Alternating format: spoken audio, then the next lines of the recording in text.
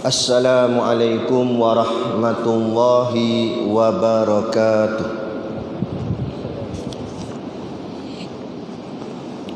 Ila hadrati sayyidina wa habibina wa syafi'ina Muhammadin sallallahu alaihi wasallam wa ila arwahi abaihi wa ikhwanihi minal anbiya'i wal mursalin salawatullahi wa salamuhu alaihi wa alaihim ajma'in wa ala ali kulli wassahabati wal qarabati wa tabi'in wa tabi'it tabi'in bi ihsanin ila yaumiddin wa ila arwahi walidina wa muallimina wa dhawil huquqi alaina ajma'in bisiril fatihah.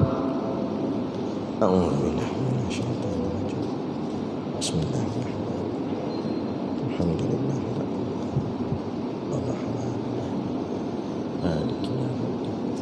Iyyaka na'budu wa iyyaka nasta'in. Ihdinas siratal mustaqim. Shiratal ladzina an'amta 'alaihim ghairil maghdubi 'alaihim waladdallin. Bismillahirrahmanirrahim. Alhamdulillahi rabbil alamin wassalatu wassalamu ala asyrafil anbiya'i wal mursalin sayyidina Muhammadin wa ala alihi wa sahbihi ajma'in. Subhanaka la ilma lana illa ma 'allamtana innaka antal alimul hakim. Rabbi shrah li sadri wa yassir li amri wahlul 'uqdatam min lisani yafqahu qawli. Wala haula wala quwwata illa billahil aliyyil azim. Amma ba'd. Alhamdulillah, kita sama-sama panjatkan syukur kehadiratillah subhanahu wa ta'ala yang dengan limpah dan kurnianya diizin oleh Allah subhanahu wa ta'ala kepada kita pada malam ini untuk sama-sama kita duduk di dalam rumah Allah yang tersergam indah ini. Malah bukan hanya kita duduk dalam rumah Allah, tapi kita juga duduk di dalam satu majlis yang lebih mulia daripada segala majlis yang lain. Malah lebih mulia daripada majlis adat istiadat raja-raja di istana negara. Malah lebih mulia daripada majlis perhimpunan wakil-wakil rakyat di Dewan Parlimen. Kerana apa? Kerana majlis kita pada malam ni walaupun mungkinlah tak semegah mana dan mungkin tak seramai mana, tetapi majlis ini ada janjinya di dalam hadis. Berbanding majlis yang lain tidak ada hadisnya, tapi majlis ini ada hadis. Di mana dalam sabdaan Nabi sallallahu alaihi wasallam, "Idza marartum bi riyadil jannah," kata Nabi, jika kalian berjalan kemudian kalian nampak di sana ada riyadul jannah. Riyad ni maknanya taman, al-jannah syurga. Jadi riyadul jannah maknanya taman-taman syurga. Maka kata Nabi, farta'u, maka singgahlah atau nikmatilah taman-taman syurga tersebut. Maka sahabat tanya, "Ya Rasulullah, wa ma riyadul jannah?" Apa yang dimaksudkan dengan taman-taman syurga? Kok mana pula ada syurga? Ni kan dunia. Nak syurga ni setahu kita ni syurga ni hari akhirat nanti. Tapi Nabi janji kata kat dunia ni kamu berjalan nampak taman-taman syurga, singgah, kata Nabi. Mujur sahabat tanya. Kalau sahabat tak tanya, kita pun tak tahu. Sebab itulah perceritaan sirah ni sebenarnya memberi faedah kepada kita umat yang terkemudian. Maka sahabat tanya, "Apa maksudmu wahai Rasulullah?" Maka jawab baginda Nabi SAW, yang dimaksudkan dengan riyadul jannah, taman-taman syurga, ialah hilakuz zikri. Hilakuz zikri. Hilakuz zikri ni maksudnya majlis zikir. Maka di sana ulama memecahkan maknanya pada dua. Satu makna majlis zikir itu ialah majlis yang di dalamnya ada zikir-zikir pada Allah. Tak kira lah majlis tahlil ke, baca la ilaha illallah ke, atau wirid pas mayang subhanallah subhanallah pun juga dikira majlis zikir. Tapi dalam masa yang sama, kata Imam Ahmad dalam kitabnya Musnad Imam Ahmad, yang dimaknakan dengan majlis zikir ialah majlis yang mengingatkan kita pada Allah. Sebab perkataan zikir tu asal katanya zakara. Zakara tu maknanya ingat. Sebab itulah kita namakan, macam kuliah-kuliah ke sebagainya, kita namakan dia tazkirah. Tazkirah tu ambil daripada perkataan zakara lah. Nak zakara makna ingat, tazkirah maknanya ingat, mengingatkan. Tu. Jadi bila sebut majlis zikir, kata Imam Ahmad, juga termasuk majlis yang mengingatkan kita pada Allah, pada Rasulullah dan pada Islam. Dan majlis itu sinonim di tempat kita dipanggil sebagai majlis ilmu atau kuliah agama. Inilah dia majlis zikir. Nah, maka majlis zikir inilah kata Nabi dalam hadis yang kita bacakan tadi sebagai riyadul jannah, yakni taman-taman syurga. Sebab itulah tadi awal saya sebut bahawa majlis malam ni lebih hebat daripada segala majlis yang lain yang ada di atas muka bumi. Hatta majlis raja-raja atau majlis wakil-wakil rakyat sekalipun. Kita tak dapat pergi parlimen, tak apa, dapat di rumah Allah. Hebat ah. Nah, parlimen kan rumah Allah, ni rumah Allah, kita dijemput oleh Allah. Pada zahir syariatnya seolah-olah nampak macam kita yang nak pergi masjid ni, tapi dari segi hakikatnya Allah yang gerakkan hati, kaki, badan kita untuk sampai ke rumah Allah. Kalau bukan Allah, kita tak akan sampai ke rumah Allah. Sebab tu kata guru saya, Syekh Omar, dia kata, kalau kamu kata kamu yang pergi ke masjid, aku nak tanya, berapa langkah kakimu daripada rumah ataupun daripada kereta atau daripada motor untuk sampai ke tempat yang kamu duduk sekarang di dalam masjid? Berapa langkah? Kalau kamu kata kamu yang berjalan, aku nak tanya, berapa langkah? Kata Syekh Omar. Kami waktu tu mengaji terpinga-pinga. Ada di antara kami kata, esok kami kira boleh. Esok tak acil lah, yang tadi. Yang tadi saat ni kita berjalan daripada kereta, daripada pintu kereta sampai sini, berapa langkah kita jalan? Kita tak tahu. Lah, kaki siapa yang langkah? Kan kita yang jalan kan? Kaki kita yang langkah. Kenapa kita tak tahu? Ini bukti menunjukkan bukan kita yang melangkahkan kaki, bukan kita yang berjalan, tapi Allah lah yang menjalankan kita. Maka Allah lebih tahu berapa langkah kita berjalan sampai ke sini. Maka maknanya hadirnya kita hari ini atas izin Allah, atas kurniaan Allah, atas pertolongan Allah. Man yuridillahu bihi khairan yufaqihu fiddin. Barang siapa yang Allah nak dia jadi baik, Allah faqih, Allah fahamkan dia tentang agama. Macam mana nak faham agama? Dengan Allah hadirkan dia kepada majlis ilmu. Moga-moga kita yang ada pada malam ni, Allah nak kita ni jadi baik di dunia dan selamat masuk ke syurga Allah nanti di hari akhirat kelak. InsyaAllah, amin ya rabbal alamin. Yang saya hormati pengerusi masjid dan seluruh saf kepimpinannya, para imam, para bilal, tok-tok siap yang tak dapat kita nak sebutkan namanya satu persatu, yang amat-amat disanjungi para asatizah, alim-alim ulama, tuan-tuan guru, ustaz ataupun ustazah yang mungkin hadir pada malam ini, mohonlah ditegur kepada hamba yang fakir dalam bidang ilmu ini, sekiranya apa yang disampaikan dan dikongsikan ada salah dan silapnya. Yang kita kasihi ayah-ayah, ibu-ibu, pemuda-pemudi, muslimin dan muslimat yang dirahmati Allah sekalian. Baik. Jadi terlebih dahulu saya perkenalkan dirilah. Saya pun buat pertama kali sampai ke masjid ni. Sebelum ni ada kuliah di masjid Kampung Baru Alma apa benda tu. Alma juga nama dia. Kan? Alma ni besar lah. Alma ni nama orang ke benda? Tak tahu. Ni Masjid Jami' Alma Jaya pula. Kan? Alhamdulillah. Jadi nama yang diberi ialah Muhammad Syakir bin Nasoha. Muhammad Syakir bin Nasoha. Tapi panggilannya Ustaz Syakir Nasoha gitulah. Tak panggil Ustaz pun tak apa. Kan? Jadi maknanya itulah nama. Asal daripada Shah Alam, Selangor. Tapi malam ni bukanlah datang daripada Selangor. Kok mana Ustaz datang Selangor? PKP kan? Kena lockdown.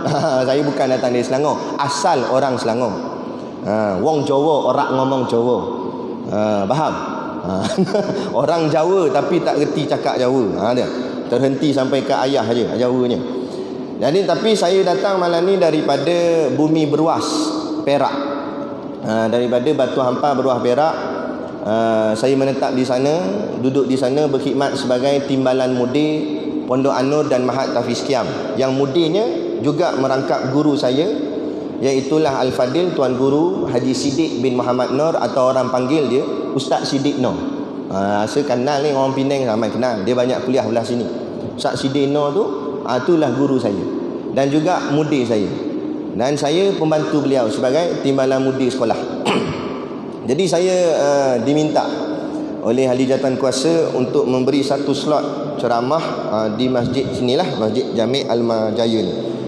Dan bila tanya kuliah malam ni tajuk apa, dia kata tajuk bebas Ustaz.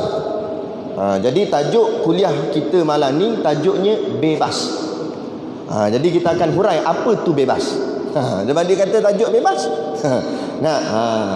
Masuk bebas tu kata ustaz lah. Jadi gini, saya ni orang pondok, orang panggil budak pondok lah, ngaji pondok. Jadi tak sedap kami orang pondok ni, kalau ni kami mesti ada kitab. Sebab kami ni ilmunya di kitab. Mengaji mesti ada kitab. Walaupun ceramah jemputan ke umum ke, tapi mesti ada sandaran kitab. Sebab kami takut kami tersilap kata, jauh tersimpang daripada ilmu yang sebenar. Kan? Jadi rujukan pada malam ni untuk ceramah jemputan ni, saya nakal daripada kitab Jauharul Mauhub wa Munabbihatul Qulub, karangan Syekh Ali bin Abdul Rahman Al-Kelantani, seorang ulama daripada Kelantan, tapi dah tak ada dah, meninggal lama dah. Jadi kitab ni adalah kategori bidang ilmunya ialah bidang tasawuf. Kitab ni bagus kerana dia banyak nasihat-nasihat tentang hati kita yang lalai.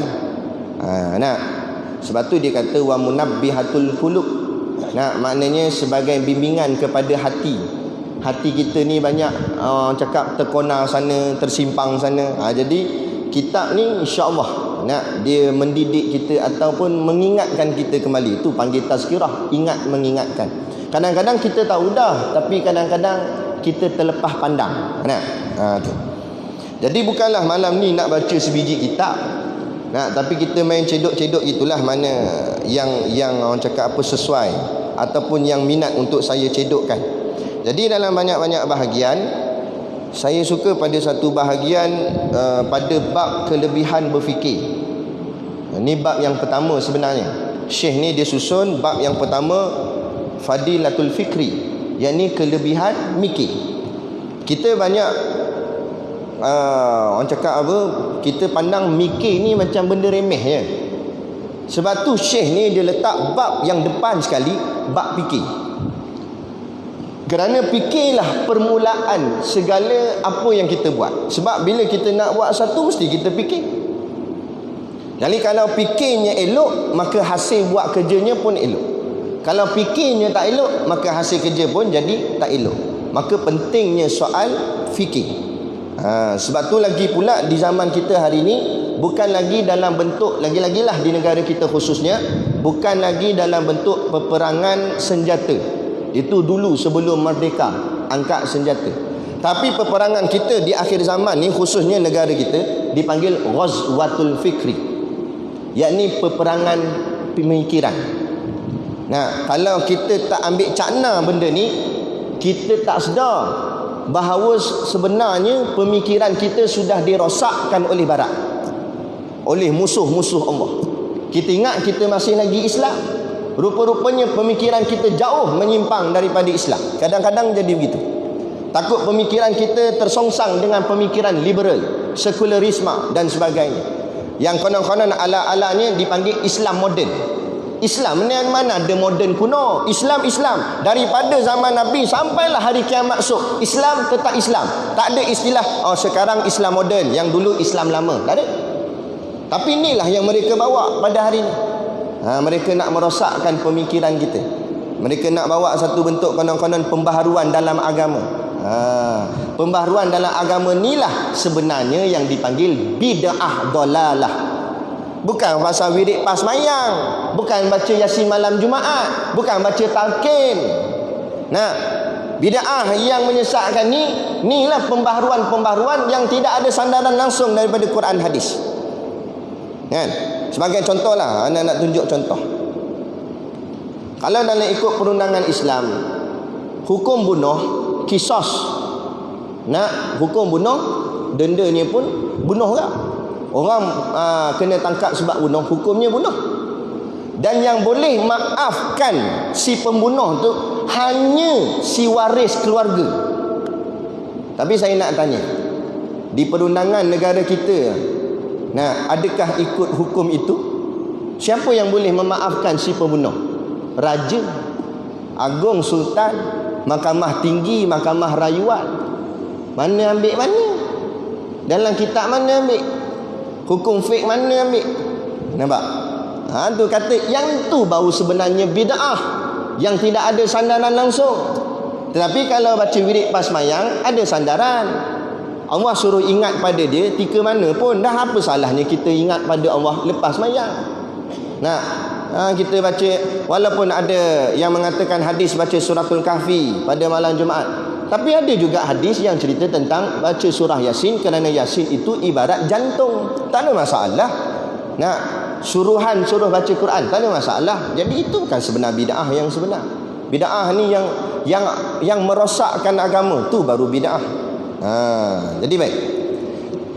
Bukan nak hurai bab-bab bid'ah itulah, tapi kita nak bawa satu kisah daripada kitab ni. InsyaAllah.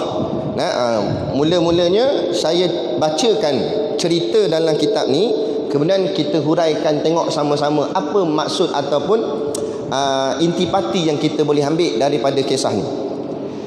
Jadi dalam kitab ni Syekh menyebut, qala al-muallifu rahimahullah ta'ala wa nafa'ana wa iyyakum bi ulumihi fid daraini amin ya rabbal alamin.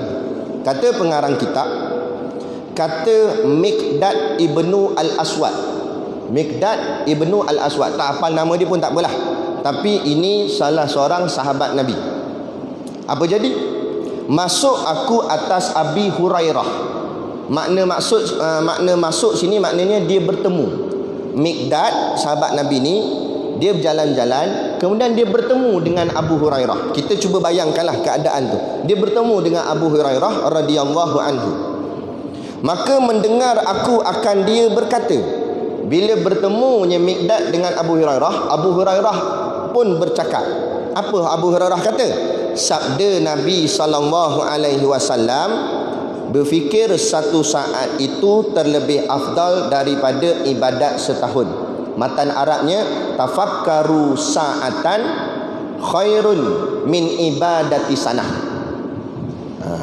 Artinya, fikir satu saat lebih baik daripada ibadat selama satu tahun, kata Abu Hurairah. Saya ulang, Abu Hurairah kata, dia kata Nabi kata, nak fikir satu saat lebih baik daripada ibadat selama setahun. Miqdad dengar Abu Hurairah kata gitu, tak apalah. Kemudian dia kata, masuk aku atas Ibnu Abbas radhiyallahu anhuma. Kemudian Miqdad teruskan perjalanan dia, jalan. Miqdad bertemu pula dengan salah seorang lagi sahabat Nabi, bukan setakat sahabat, malah sepupu Nabi, namanya Ibnu Abbas ataupun Abdullah bin Abbas. Abbas tu pakcik Nabi, jadi Abdullah ni sepupu Nabi. Abdullah bin Abbas radhiyallahu anhuma bertemu dengan Abdullah bin Abbas pula. Kemudian maka aku dengar akan dia berkata. Dengar pula Ibnu Abbas pula cakap, sabda Nabi SAW, berfikir satu saat itu terlebih afdal daripada ibadat 70 tahun. Matan Arabnya, tafakkurus sa'atan khairun min ibadati sab'ina sanah. Maknanya, kata Ibnu Abbas pula, fikir satu saat lebih baik daripada ibadat 70 tahun. Boleh faham cerita ni betul-betul. Awal tadi yang mula-mula Miqdad dia jumpa Abu Hurairah. Abu Hurairah kata fikir satu saat lebih baik daripada ibadat setahun. Tapi bila bertemu dengan Ibnu Abbas pula, Ibnu Abbas kata, Nabi kata fikir satu saat lebih baik daripada ibadat 70 tahun. Kalau kita mengaji ilmu hadis, dia punya term, perkataan dia seolah-olah nampak macam berlaku tanakut. Tanakut ni maknanya percanggahan. Sebab hadis yang Abu Hurairah kata lebih baik setahun, hadis Ibnu Abbas kata lebih baik 70 tahun. Nampak macam ada percanggahan. Tapi adakah ada percanggahan? Situ. Maka Miqdad pun terus berjalan. Jalan, Miqdad bertemu pula dengan Nabi SAW. Miqdad jumpa Nabi sendiri. Maka sebab tengok Abu Hurairah kata lain, Ibnu Abbas pun kata lain, Miqdad tanya Nabi. Miqdad cerita kat Nabi apa yang Abu Hurairah kata, apa yang Ibnu Abbas kata. Maka jawab baginda Nabi SAW, Nabi kata dua-dua betul. Abu Hurairah kata lebih baik setahun pun betul, Ibnu Abbas kata lebih baik 70 tahun pun betul juga. Lagi pening. Dah dua-dua betul pula macam mana? Maka kata Nabi SAW, panggil mereka berdua menghadap aku. Miqdad pun pergi cari balik dua orang ni. Miqdad kata, ni Nabi panggil ni. Abu Hurairah pun datang, Ibnu Abbas pun datang bertemu dengan Rasulullah. Okey. Kemudian Nabi tanya kepada Abu Hurairah, apa yang ada dalam pemikiranmu wahai Abu Hurairah? Maka jawab Abu Hurairah, apa yang ada dalam pemikiranku ialah penciptaan langit dan juga bumi. Aku fikir langit, aku fikir bumi. Maknanya maksud Abu Hurairah, aku fikir tentang kejadian ciptaan Allah. Tu. Maka jawab Nabi, benar. Pemikiran kamu lebih baik daripada ibadat selama 1 tahun. Kemudian Nabi tanya pula kepada Ibnu Abbas, apa yang ada dalam pemikiranmu?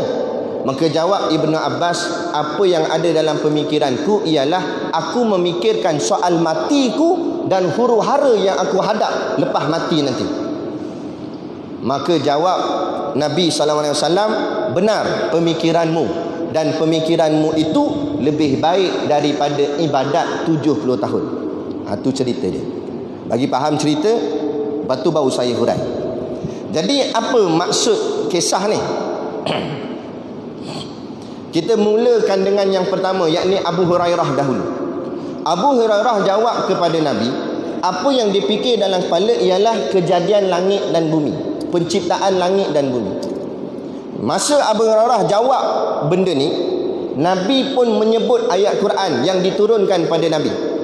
Nabi membaca surah Ali Imran ayat 190 yang berbunyi, a'udzubillahi minasyaitonirrajim, inna fi khalqis samawati wal ard wa ikhtilafil laili wan nahar la ayatil liulil albab. Sadaqallahul azim. Yang bermaksud, inna fi khalqis samawati wal ard, sesungguhnya Allah lah, ataupun pada penciptaan langit dan bumi itu, Allah yang cipta langit, Allah yang cipta bumi.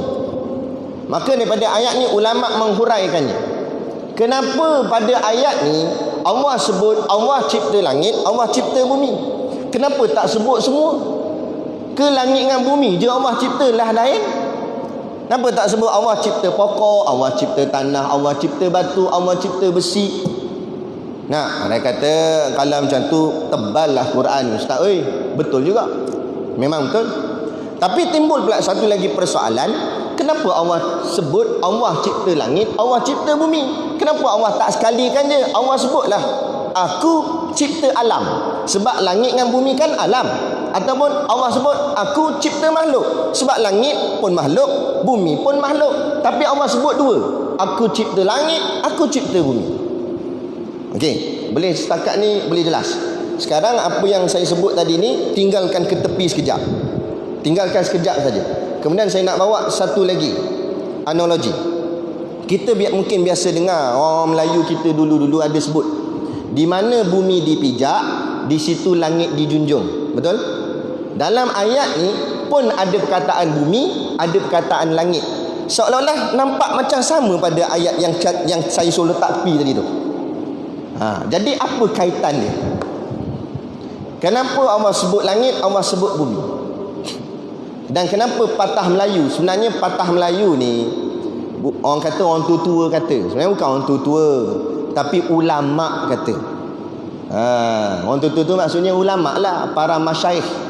Mereka tinggalkan kata-kata yang sangat hebat kepada anak-anak keturunan dia pada hari ini. Cuma kita tak kaji. Jadi orang dulu-dulu kata, di mana bumi dipijak, di situ langit dijunjung. Artinya, mana saja bumi kamu pijak, kamu berpijak di atas bumi Allah. Dan di mana saja kamu pergi, kamu tetap menjunjung langit Allah. Maksudnya, kamu tak boleh lari daripada Allah. Kamu duduk dalam kekuasaan Allah. Kamu duduk dalam genggaman Allah. Sebab tu memadai Allah sebut, aku cipta langit, aku cipta bumi. Dah duduk kita tak mana? Tengah-tengah tu. Supaya jangan lah, jangan sombong. Kalau rasa nak lawan Allah, nak lawan Islam, nak dengan agama ni, jangan berbumbungkan langit Allah. Pergi cari langit lain. Kalau rasa nak sombong, jangan pijak bumi Allah. Tapi tak boleh.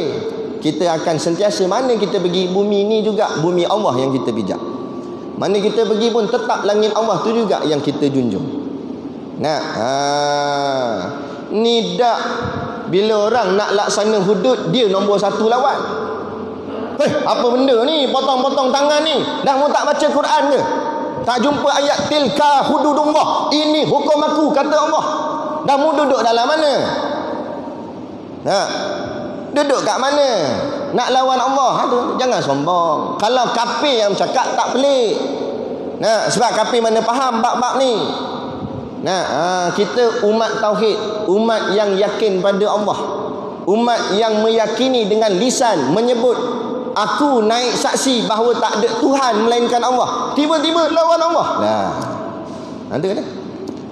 Maka biar jelas pada ayat ni. Bila Nabi membacakan ayat ni tadi untuk memberi faham kepada kita, ingat langit dan bumi. Kita duduk di bawah genggaman kekuasaan Allah. Wahtilafil laili wan nahar. Ayat lagi sebut. Maksud wahtilaf maknanya bersilih ganti, bertukar. Bertukar wan nahar, laili wan nahar, malam dan siang. Silih berganti malam, silih berganti siang. Sebab tu disebut dalam ayat ni wahtilafil laili. Sebut laili dulu, sebut malam, baru sebut siang. Sebab tu kalender Islam dia bukan mula dengan subuh, dia mula dengan maghrib. Satu hari bulan dalam kalender Islam bermula dengan waktu maghrib. Sebab apa? Bermula dengan malam, baru siang silih ganti malam siang, malam siang. Apa maksud dia? Kenapa bermula dengan malam? Malam ni apa? Malam kan gelap. Maknanya kita begitulah. Asalnya hati kita gelap. Kemudian Allah, bila pagi Allah naikkan matahari supaya terang dunia ni. Begitu juga hati kita. Asal gelap, Allah yang memberikan cahaya ilmu, cahaya Islam, baru kita jadi terang. Berlapang dada, nampak Islam, nampak elok, nampak betul. Itulah diri kita. Asal kita gelap, jahil, bodoh, tak erti apa, Allah yang memberikan pemahaman sehingga kita reti itu, reti ni, pandai itu, pandai ni. Tiba-tiba sombong pada Allah. Allah nak tunjuk penciptaan dia langit dan bumi, Allah tunjuk penciptaan dia siang dan malam, juga memberi kesedaran supaya suruh kita fikir macam mana Allah buat siang dan malam. Panggillah kerajaan yang sangat hebat, tak mainlah kerajaan Malaysia. Malaysia ni negara kecil, ambil kerajaan negara besar-besar sikit, Amerika, Rusia, Jepun, tak kira lah mana-mana negara yang nampak konon-konon macam hebat. Panggil kerajaan tu, suruh tahan matahari daripada naik waktu pagi. Boleh? Tak boleh. Dan kalau tak boleh, buat pergi sombong. Matahari mu tak boleh tahan, asal naik, nak rasa hebat, nak rasa sombong. Macam hari ni tengok, Allah hantar satu tentera dia yang sangat-sangat halus. Innallaha la yastahi ayyadriba masalam ma ba'udatan fama fawqaha, kata Allah dalam Al-Baqarah ayat 26. Sesungguhnya Allah tak malu membuat apa saja perbandingan Allah buat contoh baudah seperti nyamuk. Nyamuk ni kecil halus, tapi kecil-kecil nyamuk pun mata kasar kita boleh nampak lagi. Fama fauqaha kata Allah, atau lebih daripada nyamuk tu lagi. Maka kata ulama, maksud lebih tu mana lebih kecil daripada nyamuk. Ni Allah hantar corona ni lagi kecil pada nyamuk, sehingga mata kasar kita pun tak boleh nampak. Tu yang scan kat luar tu bukan scan COVID, scan suhu. Kalau scan COVID tak apa, senang, tit COVID, oh balik-balik dia kata. Nah, scan suhu je. Boleh jadi suhu tak tinggi, tapi ada, mana tak tahu. Tak boleh tahu kita. Nampak? Positif tak positif kita tak tahu. Nah, Allah yang lebih tahu. Allah hantar tentera dia yang halus ni, yang kecil ni, walaupun kecil, sebab tu Allah kata aku tak malu, kata Allah, inna Allah la yastahi, aku tak malu. Maksud tak malu, nak yalah, Allah hantar tentera kecil, itu mujur Allah hantar kecil. Allah tak perlu nak hantar sampai kereta kebal, tak payah nak hantar sampai bulu pandu, tak payah nak hantar sampai bencana yang besar-besar. Madai Allah hantar kecil ni saja, goncang satu dunia. Apa jadi dengan dunia hari ni? Ekonomi ranak, negara hebat-hebat pun jatuh habis. Allah hantar kecil ni, tu Allah hantar kecil. Bayangkan kalau Allah hantar besar, menjadi iktibar kita pada hari akhirat esok. Baru kecil ni pun dah orang cakap apa, huru hara dah kehidupan manusia. Bayangkan esok di hari kiamat, Al-Qari'ah, hari yang menggemparkan dalam Quran sebut. Hari tu nanti bukit bukau dicampak oleh Allah, terangkat menjadi debu berterbangan, manusia semua bergelimpangan. Kalau kecil ni pun dah macam-macam, bayangkan kalau besar. Nah, itu supaya kita nampak. Sebab tu dalam ayat Quran yang saya bacakan tadi, fa ammal ladzina amanu faya'lamuna annahul haqqu mir rabbihim, bagi orang-orang yang beriman, kata Allah, mereka akan berkata ini datang daripada Allah.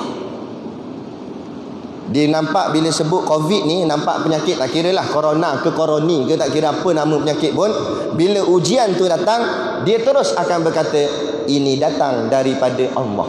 Apa maksud datang daripada Allah? Memang kita pun kata begitu dah. Tapi apa maksud dia? Maksudnya bila datang daripada Allah, hanya Allah yang boleh angkat semula. Tu maksud dia. Tapi ni yang saya nak sebut dalam masalah pemikiran. Tapi hari ni kita sudah didoktrin oleh barat, oleh kafir laknatullah.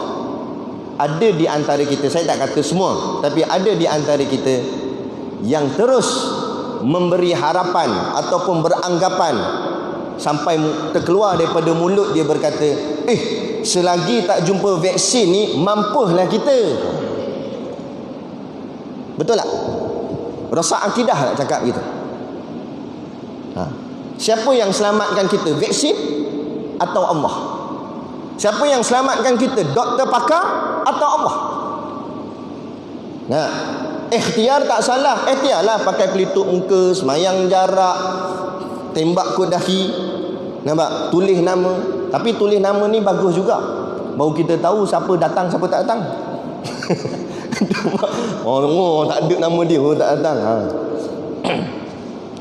Tapi nak ceritanya, ada di antara kita tanpa sedar ni, saya kata tadi awal kuliah tadi, saya kata pemikiran ghazwatul fikr, peperangan pemikiran, tanpa kita sedar, rupanya kita sikit-sikit sudah diracuni oleh barat. Lepas tu dalam hadis, baca dalam kitab 40 hadis peristiwa akhir zaman karangan Syekh Fahmi Zamzam. Dalam hadis tu ada sebut zira'an wa zira'an, maknanya kita ni akan meninggalkan Islam tu sedikit demi sedikit, sejengkal demi sejengkal, sehasta demi sehasta. Kita tak perasan, tahu-tahu dah makin jauh daripada Islam. Tu kan? Kita tak perasan. Rupa-rupanya tak ada apa dah. Wa minan nasi may yaqulu amanna billahi wa bil yaumil akhir wa ma hum bimumin. Al-Baqarah ayat 8. Allah kata wa minan nasi may yaqulu amanna billahi wa bil yaumil akhir, dan di antara manusia ada yang berkata, ya Allah, kami telah beriman kepada Engkau, kami telah beriman kepada hari akhirat. Tapi Allah jawab, wa ma hum bimu'minin. Padahal sebenarnya mereka tidak beriman di sisiku. Ni kita takut. Tuan-tuan ingat, di perkuburan Islam tu semuanya beriman, semuanya Islam. Belum tentu. Saya tak kata kafir, tapi belum tentu. Zahirnya memang nampak Islam, dia dikapankan cari Islam, disolatkan cari Islam, cara pengurusan jenazahnya ya cari Islam. Tapi dalam kubur siapa tahu? Kita yakin boleh jawab marrabbuka, siapa Tuhan kamu, boleh jawab. Atas dunia memang boleh jawab, tak payah kata kita geng masjid, geng mak rempit boleh jawab Allah. Tapi yang nak jawab nanti bukan mulut, atas tanah ni yang jawab ni mulut. Memanglah boleh sebut Allah. Tanya siapa Tuhan kamu? Allah lah. Sebab yang jawab bibir. Tapi dalam kubur bukan bibir ni jawab. Bibir ni kerah kaku dah, jasad mati dah. Yang nak jawab tu roh. Apa makanan roh? Makanan roh ilmu. Kalau dia tak mengenal Allah, macam mana dia nak jawab Allahu Rabbi? Ada. Kita tanya dia. Kita jalan pergi pasar. Nah, kalau sekadar boleh jawab Allah, tuan-tuan, itu bukan kenal, itu namanya tahu. Kenal lain, tahu lain. Tahu ni orang kafir pun tahu. Kita jalan di pasar nampak acong. Acong jual sayur. Kita tanya acong itu tuan orang Islam apa nama? Dia boleh jawab tak?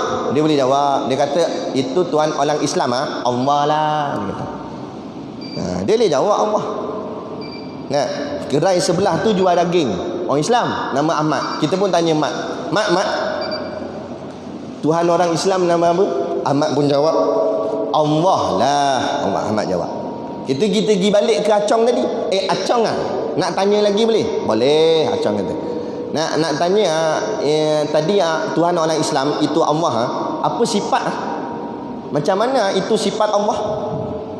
Tiba Acong jawab dia, ayah, itu saya mana tahu. Itu lu tanya lu punya ustaz mah. Dia kata. Sifat dia mana tahu, tapi dia tahu sebut Allah je lah. Dia dah duduk bergaul dengan masyarakat Islam, dia tahulah Tuhan tu Allah. Tapi tanya sifat, dia tak tahu. Dia kata tanya ustaz lah. Kita pun pergi kat gerai jual daging tadi, Ahmad tadi, kita tanya benda sama. Mat, kan, Tuhan orang Islam nama Allah, dah sifat Allah tu apa dia? Tiba-tiba Ahmad pun jawab, ayah. Ahmad jawab.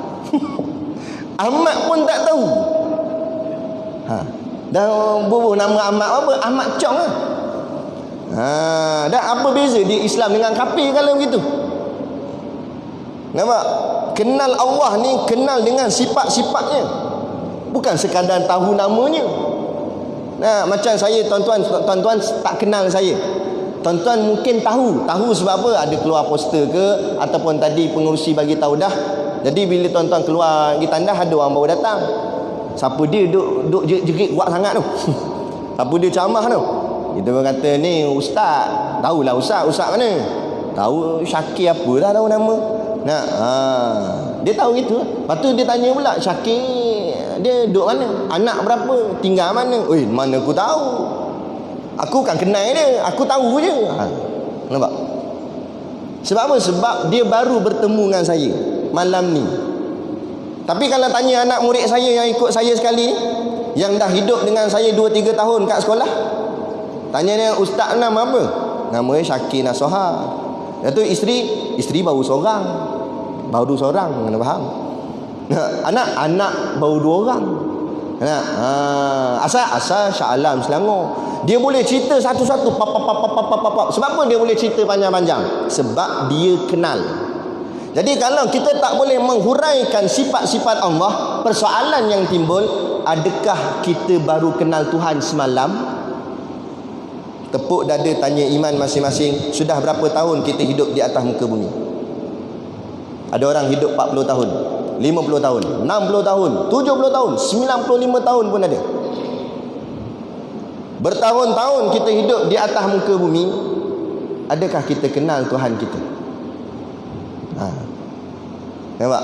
Itu soalan bocor dah, tapi masih lagi ramai yang gagal menjawab. Jadi moga menjadi renungan. Saya ni ceramah jemputan, dia push gitu ya. Tapi untuk mengaji betul-betul, kuliah ustaz-ustaz yang buat bulanan tu, ngajilah, datang nadah kita. Bahagian ceramah ni dia tembak terus teng gitu. Nampak? Bahagian kuliah pengajian pula baru dia masuk, untuk supaya biar kita faham kenapa perlu kita mengaji, kenapa penting kita kena duduk majlis ilmu. Nampak? Pejabat kita boleh datang, kenapa rumah Allah tak boleh datang? Itu soalan. Kan? Padahal rezeki yang bagi Allah, bukan majikan kita. Tu. Fikir dengan penciptaan. Kita tengoklah tuan-tuan, apa yang Allah cipta dengan manusia cipta. Manusia cipta tak ada apa. Buka dalam kitab Risalatul Tauhid karangan Syekh Abdul Ghani Yahya dengan Syekh Omar Yusuf. Dia kata apa dalam kitab? Dia kata ciptaan makhluk manusia ni lah, manusia cipta kereta, cipta telefon, semuanya nakis. Nakis ni maknanya cacat, kekurangan. Sebab kalau betul apa yang manusia buat tu sempurna, kenapa perlu inovasi? Kenapa perlu perbaharui? Dulu telefon kita macam mana? Kotak besar, macam botol air telefon. Tekan bunyi tip tip tip, tekan-tekan tak keluar balik button, tung masuk dalam tu. Nampak? Makna handset lama dulu. Kemudian orang kaji buat pembaharuan, jadi handset makin nipis, lepek. Nampak? Duk main slide pula. Kuat sangat slide, tercampak pula telefon. Nampak? Makna kata, tapi sekarang kita tengok, ingat canggih dah slide ni. Akan datang pula lain pula apa ni, tak tahu macam mana. Makin lama makin diperbaharui. Kita tengok kunci kereta kita. Dulu main pulah kat depan enjin. Lama-lama pula dia main pusing kunci gitu je, sampai patahlah bengkok kunci tu. Lama-lama pula main push button, tekan. Yang terbaru pula duduk saja, startlah enjin. Pas ni tak tahu pula lah macam mana. Nampak? Sebut hoi je enjin start apa. Kan? Maknanya diperbaharui. Sebab apa baharui? Kalau betul apa manusia buat tu perfect, buatlah elok terus. Tak boleh. Sebab apa dia buat sentiasa ada kurang. Lepas tu diperbaharui, kurang, perbaharui. Tapi tuan-tuan, saya nak bagi nampak kita sama-sama, cuba tengok langit yang Allah cipta. Pernah tak ada inovasi? Dari penciptaan manusia pertama, Nabi Adam AS, langit tu warna biru, awannya warna putih. Sampailah langit tetap biru, awan putih. Betul tak? Berapa ratus ribu tahun dah langit tu, tak perlu tukar. Sebab Allah buat perfect, sempurna, tak payah inovasi dah. Daripada zaman Nabi Musa, zaman Nabi Ibrahim, zaman Nabi dulu-dulu, pokok daunnya hijau, batangnya coklat. Sampai hari ni pokok daun hijau, batang coklat. Nampak hebatnya Allah. Saya nak maksudkan sini supaya kita nampak pemikiran kita, hebatnya Allah barulah tenggelam hebatnya makhluk. Macam tadilah saya sebut, kenapa kita nampak ubat ciptaan makhluk, vaksin, Panadol, ubat-ubat doktor nampak hebat. Tak salah, saya tak kata salah, saya tak kata haram, saya tak kata salah. Tetapi kita sebagai umat Islam, kenapa kita tak nampak apa yang Nabi janji, yang Allah janji tu lebih hebat lagi? Contohnya madu, habatus sauda. Habatus sauda ada hadis, Panadol ada hadis. Mana ada? Fil habatis sauda'i syifaun, kata Nabi.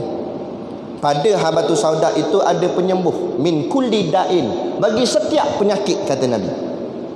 Illa sama, melainkan mati, kata Nabi. Habatus sauda penawar bagi segala penyakit. Nabi kata, bukan saya kata. Kalau YB kata boleh lah kita nak tolak. YB kadang-kadang betul, kadang-kadang tak betul, banyaknya tak betul. Tapi ni Nabi kata, hadis Nabi, Sahih Bukhari pula tu. Nabi kata habatus sauda itu penawar bagi segala penyakit, melainkan mati. Tapi bila kita demam, cari habatus sauda ke cari Panadol? Ni saya nak nampakkan bahawa pemikiran kita tanpa sedar kita sudah dikonarkan. Kita tak perasan. Kita dah tak nampak ada hadis Nabi, tak nampak ada ayat Quran, nampak dia kaburkan kita dalam bidang medik, dalam macam-macam bidang, dalam apa-apa aspek. Anak kita kalau pandai, kita hantar MRSM, sekolah sains ke sekolah tahfiz. Sekolah sains matematik lah ustaz. Dah bahagian tahfiz, bahagian taklif gira. Bukan 5A, 5E. Merah semua report card. Baru hantar tahfiz. Nah, kita letak Islam tu di belakang. Ni tak sedar ni bahawa kita sudah dirosakkan akal fikiran. Ya, pakai baju masih lagi baju Islam. Jubah lagi baju Melayu kopiah, tapi dalam apa guna luarnya elok macam durian lah. Nah, durian mahal musangking. Kulit nampak darah tajam berduri-duri, belah-belah tak ada isi. Gitu lah. Sebab tu Nabi kata dalam hadis, fi akhiri zaman la yabqa minal Islam illa ismuh. Pada akhir zaman tidak ada yang tinggal daripada orang Islam melainkan tinggal namanya saja. Nama je Islam, dalam tak Islam dah. Nah, kita ni hari ni saya gambarkan macam mana rosaknya barat lanatullah nak menyesatkan kita. Ibarat tiang yang kita nampak tegak, rupa-rupanya sudah berongga dimakan anak-anak daripada dalam. Kita nampak macam Islam kita elok je, rupanya daripada dalam sudah dikorek-korek oleh anak-anak. Tanya kawan saya, dia buat bancian di Manong. Bukan Penang lah, Manong. Di Manong tu di Perak. Dia pergi jumpa secara rawak je, random. Pergi jumpa orang, adalah nampak ada seorang brother ni, dia tengah membuaikan anak dia kat taman permainan. Assalamualaikum bang. Waalaikumsalam. Nak tanya soalan agama sikit boleh? Boleh. Apa salahnya tanya? Confident. Soalan bukan payah, soalan senang. Bang, nak tanya dah bang. Rukun Islam ada berapa? Abang tu kelepok mata. Tengok langit, takut aku keluar jawapan kod langit ke? Lah kali dia pandang bawah pula, pandang anak dia. Anak dia dongak ke ayah. Dia kata, ayah tak tahu ke? Nampak? Dia pun jawab macam mana? Dia kata, ini cerita betul ni, bukan saya reka. Video tu dia tunjukkan. Ustaz tengok ni Ustaz. Inilah akhir zaman. Dia jawab apa? Dia kata, lama dah tinggal sekolah. Dulu ingatlah. Dulu saya pendidikan agama Islam. Dia dah lama dah tinggal sekolah, dah anak pun dah besar dah. Jadi tak apa-apa nak ingat lah. Jadi kawan saya pun kata, tak apalah, abang teka je lah, teka. Agak-agak berapa? Kalau tak silap saya 30 kot. 30 dia bantainya. Kita dengar ni kelakar, tapi inilah realiti kehidupan yang berlaku di zaman kita hari ini. 30 dia jawab. 5 tu pun tak ada nak buat, 30 dia. Lepas tu dia jumpa perempuan pula dekat bus stop. Perempuan tu agak ni nak pergi kerja, tengah tunggu bas. Kak nak tanya kak, surah dalam Quran ada berapa? Banyak dik, dia kata. Tahulah banyak, berapa? 1000 lebih rasanya. Tu. Nampak tak tuan-tuan? Saya nak memberi gambaran di manakah pemikiran umat Islam pada hari ini. Ini yang tadi Nabi kata, kamu fikir sesaat penciptaan Allah lebih baik daripada kamu ibadat setahun. Kalau kira ibadat, semua orang ibadat, semua orang semayang hari ni. Tapi dia fikir tak apa Allah cipta. Kita dalam semayang nampak makhluk hebat. Dalam semayang tu masih lagi nampak makhluk hebat. Kenapa tak nampak Allah hebat? Dia tengok bangunan pencakar langit di Kuala Lumpur. Datang dari kampung. Dongak, sonoknya, dia kata. Tingginya. Kenapa kamu bangga manusia cipta bangunan tinggi? Sedangkan Gunung Everest Allah buat tinggi. Kenapa kamu tak bangga?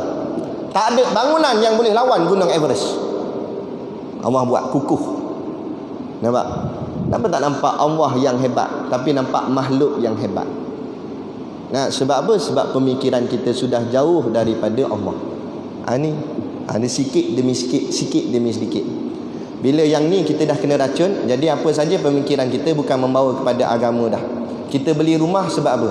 Nak dekat dengan bandar, senang beli barang. Orang dulu-dulu nak buat rumah atau beli rumah dekat dengan masjid, senang berjemaah. Nampak? Sikit demi sikit kita tak sedar bahawa kita dah terkona pemikiran. Memanglah tak sampai jadi sesat, jadi kafir, tapi sedikit demi sedikit.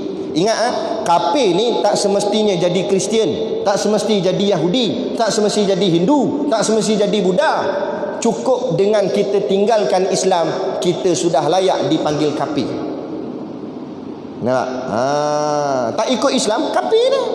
Sebab dia dua, wahadaina hunajdain, kata Allah. Aku bentang kepada kamu dua jalan. Apa dua jalan? Satu jalan Islam, satu lagi jalan bukan Islam. Bukan Islam tu banyak nama, tapi dia punya kumpulan dia kafir lah. Tak kira abu apa pun.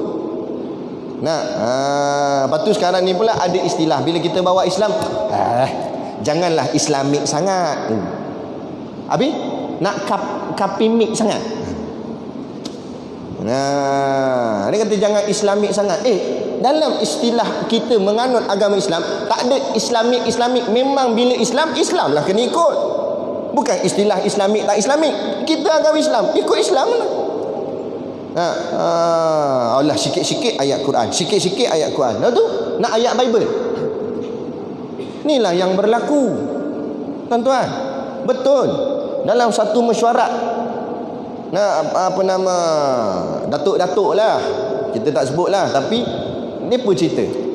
Bila ada di kalangan ustaz yang duduk dalam mesyuarat tu, keluarkan hadis, keluarkan ayat Quran, ada yang tikai, sikit-sikit ayat Quran, sikit-sikit ayat Quran. Dah kita kan Islam. Kita rasa macam mana, tuan-tuan? Inilah kesedihan. Tanpa kita sedar, kita ingat negara kita aman. Lepas tu jangan sangka sungai yang tenang tidak ada buaya di dalamnya. Kita ibarat gitulah. Malaysia ni nampak aman, elok. Rupa-rupanya kegoncangan akidah semakin dahsyat. Semakin dahsyat, semakin dahsyat. Jangan lupa negara jiran kita. Tengoklah Indonesia, apa dah jadi. Dalam satu rumah macam-macam agama ada. Islam ada, Hindu ada, macam-macam ada. Takkan kita nak biarkan sok negara kita jadi begitu? Kita tengok anak-anak muda kita, sudahlah. Tuan-tuan, hari ni tuan-tuan tengok anak-anak perempuan pakai baju lengan pendek. Itu tak ke mendedah aurat. Ayahnya pergi masjid, ayah pakai kopiah 4 lapis dengan kopiah. Anak pakai baju lengan pendek. Bila kita tanya, apa ni aurat ni? Ya ke? Dia tanya. Dia tak tahu tu aurat. Tapi mengaji tu sampai ambil PhD mengaji sampai menara gading. Dia tak tahu ni aurat. Dia tak tahu kaki pun aurat perempuan. Pakai stokin. Berapa ramai dia tengok kat luar.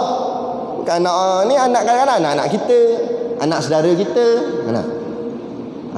Makna kata itulah saya maksudkan, supaya memberi kesedaran pada kita bersama bahawa agama jangan lagi kita buat main-main, jangan lagi kita berlengah.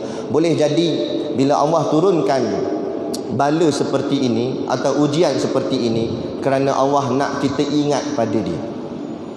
Renung balik. Sebab tu tadi ayat tadi saya baca, bila ujian datang, orang beriman akan pandang ini datang daripada Allah. Maksudnya bila datang ujian, dia mikir, Allah, apalah dosa kami ya Allah, sehingga engkau hukumkan kami sembahyang tak boleh rapat dah, kami tak boleh salam dah antara sahabat kami, kami tak boleh pergi dah rumah engkau di Mekah, tak boleh buat umrah. Tuan-tuan, salam ni gugur dosa. Orang A salam orang B, gugur dosa dua-dua. Dah tak boleh salam duk main macam ni, macam mazhab Jepun dah pula. Nampak? Jadi orang beriman, bila dia nampak wabak ni, dia doa juga minta Allah angkat wabak. Tapi apa dia sebut dalam doa? Ya Allah, angkatlah wabak ni ya Allah, kerana kami rindu untuk semayang rapat-rapat semula. Kami rindu untuk salam tangan sahabat kami. Kami rimah dah pakai tutup mulut ni ya Allah, sampai nak napah pun susah. Takutnya dengan COVID sampai kat rumah pun pakai juga. Lah kali mati sebab tak cukup oksigen.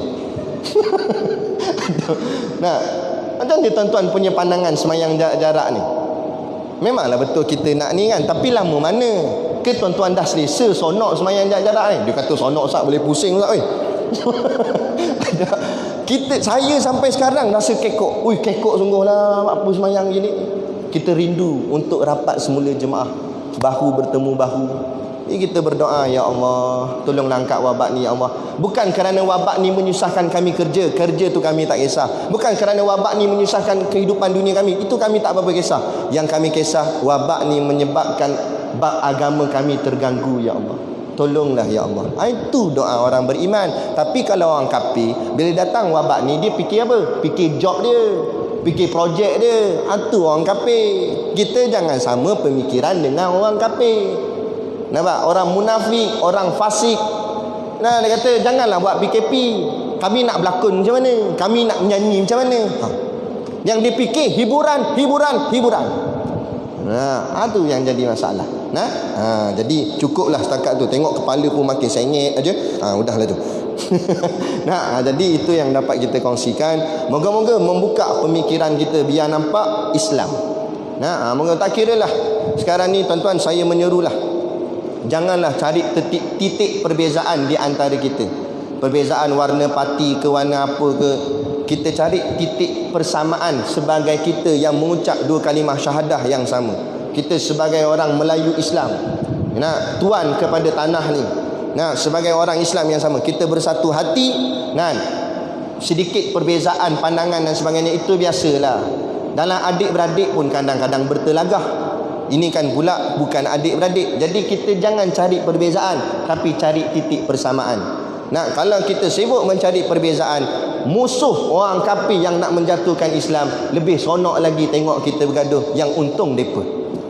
Jadi kita cari titik persamaan, kita bentuk balik, kita kukuhkan agama kita. InsyaAllah Allah turunkan rahmat keberkatan. Kita hampir-hampir berjaya mengurangkan dah dulu angka ni. Jadi tapi sebabkan ada di antara kita yang sibuk nak bertelagah sesama sendiri kerana nak jawatan dan sebagainya, Allah turunkan balik, meningkat semula angka. Jadi kita ambil iktibar, kita buat bagi elok balik, insya-Allah. Allah kasih pada kita, kita lebih kasih lagi kepada Allah, dan kita rindukan rumah Allah di Baitullah sana. Moga-moga kita dapat berkunjung semula ke sana dan menziarahi makam Rasulullah, insya-Allah. Jadi cukup sekadar tu. Dan macam biasalah, mana kuliah saya pergi, kita ada bawa sedikit produk perniagaan untuk menampung sekolah pondok dan juga tahfiz kami di Batu Hampar Beruah sana. Jadi tuan-tuan habis sembahyang Isyak ni bolehlah tengok-tengok. Cakap tengok, dia tengok aja, janganlah tengok aja. Tengok dan belilah. Niatlah membeli sambil menderma. Antara produk killer yang kami bawa iaitu telur masin buatan sendiri, itik kami bela sendiri. Telur masin kami ni bukan calang-calang telur. Hebatnya telur. Sebab apa? Telur ni telur itik. Dan itik ni bukan calang-calang itik, sebab itik ni itik pondok. Itik mengaji pondoknya, mengaji kitabnya itik. Nampak? Jadi keberkatan dia, insya-Allah. Jadi pakat-pakatlah membeli sambil menderma, insya-Allah pakat bantu. Moga-moga dengan bantuan tuan-tuan kami dapat melahirkan pelapis-pelapis ulama yang akan terus membimbing umat kepada jalan yang betul, sehinggalah kita diambil oleh Allah, nak bertemu dengan Allah dalam keadaan husnul khatimah, insya-Allah. Jadi sekadar tu, wabillahi taufik wal hidayah. Wassalamualaikum warahmatullahi wabarakatuh. A'udzu billahi minasyaitonir rajim. Bismillahirrahmanirrahim. Alhamdulillahi rabbil alamin, wassalatu wassalamu ala asyrafil anbiya'i wal mursalin sayyidina Muhammad wa ala alihi wa sahbihi ajmain. Allahumma taqabbal minna salatana wa du'aana innaka antas samiul alim wa tub alaina innaka antat tawwabur rahim. Allahumma ja'al dinana dinan nabiy Muhammadin sallallahu alaihi wasallam wa islamana islamal muslimin wa imanana imanal mu'minin wa salatana salatal khashiin wa a'malana a'malas solihin wa niyyatana niyatal mukhlisin wa dhunubana ya Allah dhunubal mustaghfirin wa hayatana hayatal ulama wa mautana bimauti syuhada wa adkhilal jannata ma'al anbiya'i alaihimus salatu wassalam.